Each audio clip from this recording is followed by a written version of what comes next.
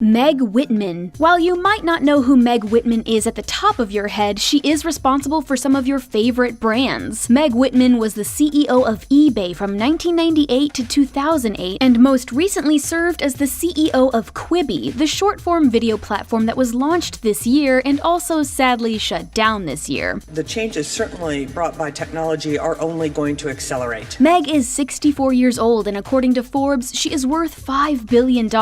She is a board member at Procter & Gamble and Dropbox, and in 2008 the New York Times said she was among the women who were most likely to become the first female president of the United States. Meg began her career as a brand manager at Procter & Gamble in Cincinnati, Ohio. After leaving that company, she moved over to Bain & Company, where she worked diligently to climb the corporate ladder all the way to senior vice president. She is reportedly being considered for the role of Secretary of Commerce in the Biden administration, which would take her success story all the way to the White House. Alice Walton, $66.4 billion. And finally, we have the richest woman in the United States of America. She's the 19th richest billionaire in the world and is also part of the richest family in America, the Waltons. Alice was born in 1949 in Newport, Arkansas, and was raised along with her three brothers, Rob, John, and Jim, by her father, Sam Walton. Her father founded Walmart in 1962, and over the decades, it grew into the world's largest company by revenue, earning over $540 billion. As you can imagine, being the heiress to the founder of Walmart can be quite lucrative. In fact, the entire Walton family is worth a pretty penny. $169.7 billion worth of pretty pennies to be exact. Turns out, Walmart is more than just great deals and funny memes. It has a net worth larger than the GDP of quite a few countries. There are approximately 10,500 Walmart stores in 27 countries worldwide, and it employs about 2.2 million people and serves approximately 220 million customers every week. And a large amount of that shopping empire is owned and controlled by Alice Walton. Throughout her life, Alice has refused the allure of working for Walmart like her brothers, instead choosing to pursue her passions. She has worked as an equity analyst, money manager, and broker at multiple reputable financial institutions. Oprah Winfrey. The 66-year-old talk show host and media mogul built an estimated $2.6 billion fortune over her career. While she has been open about growing up with a difficult childhood and being poor, she has been able to turn her reality around through her famous talk show, The Oprah Winfrey Show, which transitioned her into being at the helm of a media and business empire. The secret of that show for 25 years is that people could see themselves in me. Oprah has said that while she was going through tough times, her drive to succeed and prove herself helped her get to the level of fame and fortune she has today. The philanthropist and media mogul has donated millions of dollars to charity and has said in the media that she loves to collect real estate. According to Business Insider, Oprah is the only black female billionaire in the US and ranked at number 9 on Forbes' list of America's richest self-made women. Well, there aren't many things that can withstand the test of time. Oprah Winfrey started her career in news, but said she found her calling when she started interviewing celebrities. She was also nominated for an Academy Award for her role in The Color Purple, and now owns her own network called the Oprah Winfrey Network. J.K. Rowling. J.K. Rowling's net worth has been estimated to range between $650 million and $1.2 billion. Her story is an inspirational one, as the Harry Potter creator was on welfare while she was writing the first book in the now famous series. You're a wizard, Harry. I'm a what? A wizard.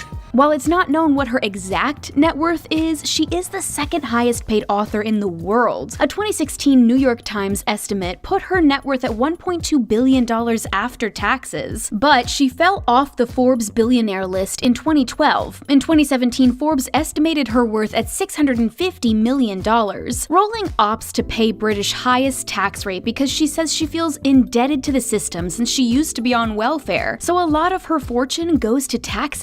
Like Oprah, J.K. Rowling has described her teen years as difficult. She has said she came up with the idea for Harry Potter on a train ride and then wrote the book while living on government welfare. Business Insider reported that in 2012, she said, "I couldn't have written this book if I hadn't had a few years where I'd been really as poor as it's possible to go in the UK without being homeless."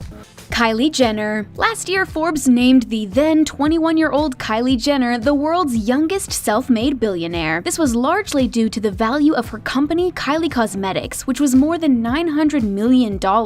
Forbes reported that this, plus her personal earnings, brought her net worth to more than $1 billion.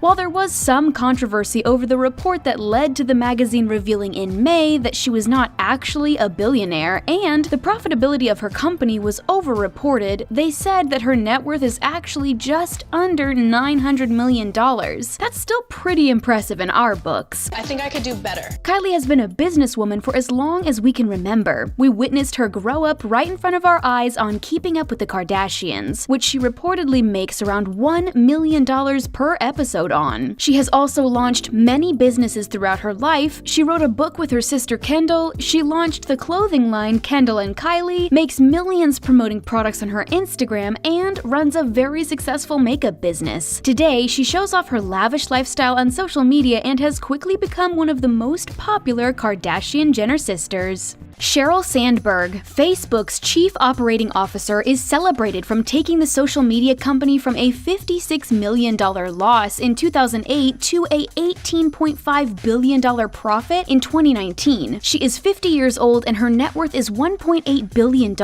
and has been publicly celebrated by Facebook founder Mark Zuckerberg for her leadership. Sheryl has spoken publicly about being one of very few women at the C-level in business and has said that a lot of women who anticipate having a family typically lean back from taking leadership roles at work. Her book, Lean In, is a New York Times bestseller and is about the challenges women face when trying to get ahead in business. My greatest hope for Lean In is not a book. My greatest hope is all those women who have gotten raises. Before working at Facebook, Sheryl was a vice president at Google. Growing up, Sheryl excelled at school and was in the National Honor Society. Her mom told The New Yorker, in public schools, for a girl to be smart was not good for your social life. She attended Harvard University where she majored in economics and started an organization called Women in Economics and Government. Her mentor, Larry Summers, was also her thesis advisor and hired her to work at the World Bank after she graduated. It seems like Sheryl has always dedicated her time to shining a light on women in leadership roles, and we can't wait to see what she does next.